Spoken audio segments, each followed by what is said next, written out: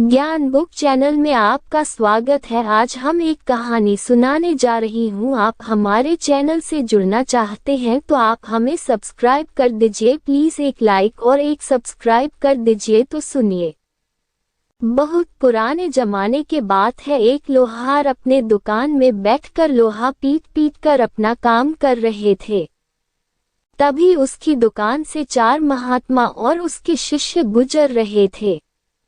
शाम काफी ज्यादा होने के कारण उसने आगे चलने के लिए अच्छा नहीं सोचा था। उन्होंने लोहार के दुकान में गए और कहा कि क्या मुझे आज रात के लिए यहाँ रहने की व्यवस्था हो सकती है।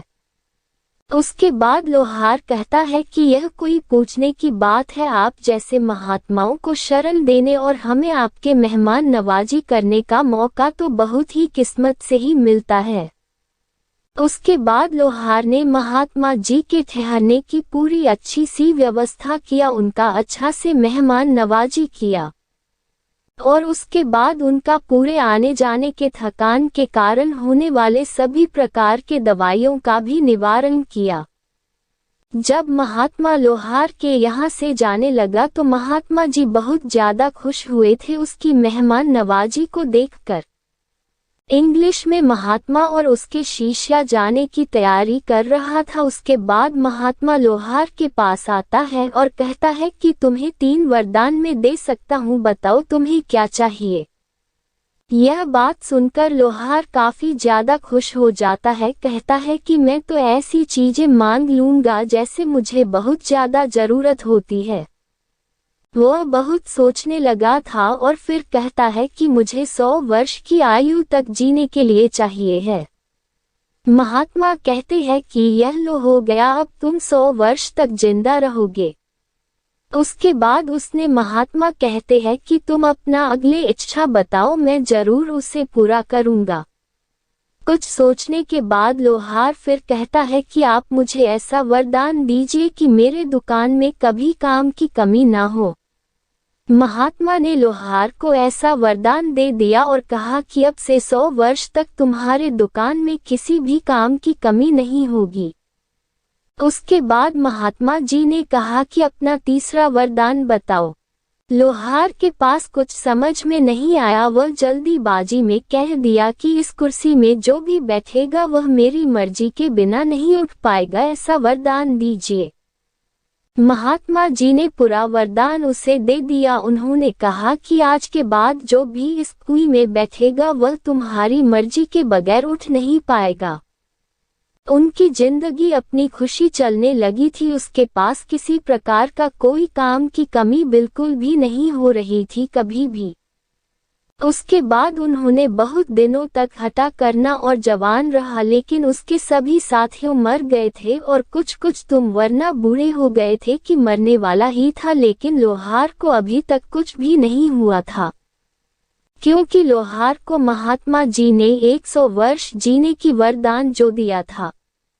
जैसे ही 100 वर्ष पूरा होने ही वाला था कि हम राजेश के त्योहार पर आता है और लोहा से कहता है कि तुम्हारा वक्त पूरा हो चुका है, चलो मेरे साथ।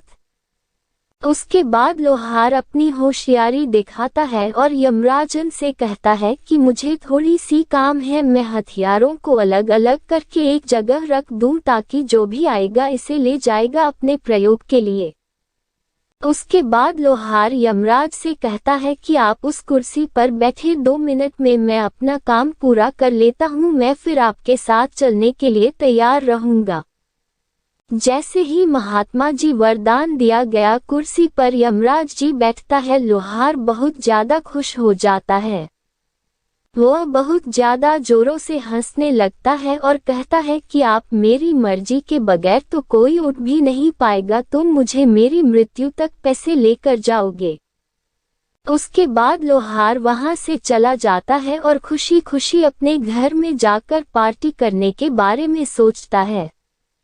वजह से ही मुर्गे को काटने के लिए खोजता है तो मुर्गा कटकर तुरंत वापस जुड़ जाता है, क्योंकि यमराज जी को तो उन्होंने वहां पर बैठाकर कैद करके रखा था। इस कारण से पूरी दुनिया में किसी की भी मृत्यु उस वक्त नहीं हो रही थी। फिर उसके बाद लोहार ने एक बकरी बुलाया। उन्होंने कहा कि चलो इस बकरे की मीट से आज हम पार्टी करने में मदद करेंगे। फिर उन्होंने जैसे ही बकरे को काटने की कोशिश की, बकरा नहीं कटा और वापस जुड़ गया और फिर वहां से भाग गया।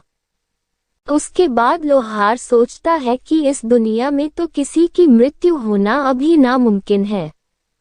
लोहार को मरने की बिल्कुल भी इच्छा नहीं थी। उन्होंने सोचा कि चलो मैं दाल चावल और प्राकृतिक चीजें खाकर ही गुजारा कर लूंगा, लेकिन मैं अपनी मृत्यु का सजा नहीं सकूंगा।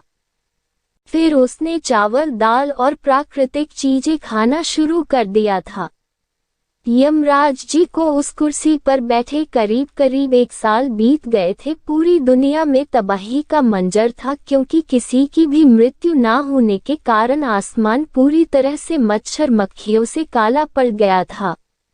उसके बाद खेतों खलिहानों में पूरी सदस्य हैं तितलियां और मधुमक्खियां तथा जानवर बहुत ज्यादा हो गए थे, जिस कारण से खेत खलिहान की सभी फसलें एक दिन में ही खा जाया करते थे।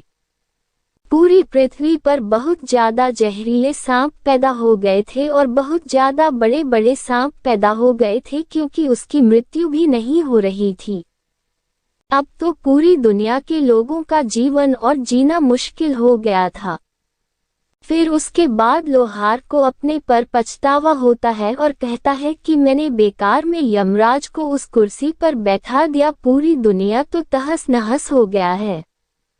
फिर उसके बाद लोहार को अपने आप पर पछतावा होता है और कहता है कि मुझे तो मौत का मजा चखना ही है, क्यों ना हम पूरी दुनिया को बचा ले, वो यमराज को वहां से आजाद कर दे।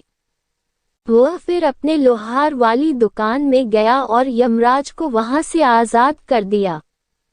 यमराजा आजाद होते ही वह बहुत गुस्से में आए और लोहार को पकड़ा और ऊपर लेकर चला गया। उसके बाद धीरे धीरे पूरी दुनिया में सभी की मृत्यु होने लगी थी और फिर दुनिया सामान्य हो गए थे। इस धार्मिक कहानी में हमें यह सीख मिलती है कि हमें सभी को मौत का मजा तो लेना ही है। मौत से कोई भाग नहीं सकता है। किसी की मृत्यु कभी भी किसी भी वक्त हो सकती, इसलिए कोई भी ज्यादा अपने घमंड को बढ़ावा ना करे और मनुष्य के काम आने का प्रबंध करें। दोस्तों, अगर यह कहानी पसंद आई हो तो आप हमारे चैनल को लाइक, शेयर और सब्सक्राइब करके बेल आइकन दबा दीजिए। आपका दिल से शुक्रिया अदा करती हूँ। प्लीज़ एक लाइक और एक सब्सक्राइब कर दीजिए, प्लीज़ कर दीजिए। आपका धन्यवाद।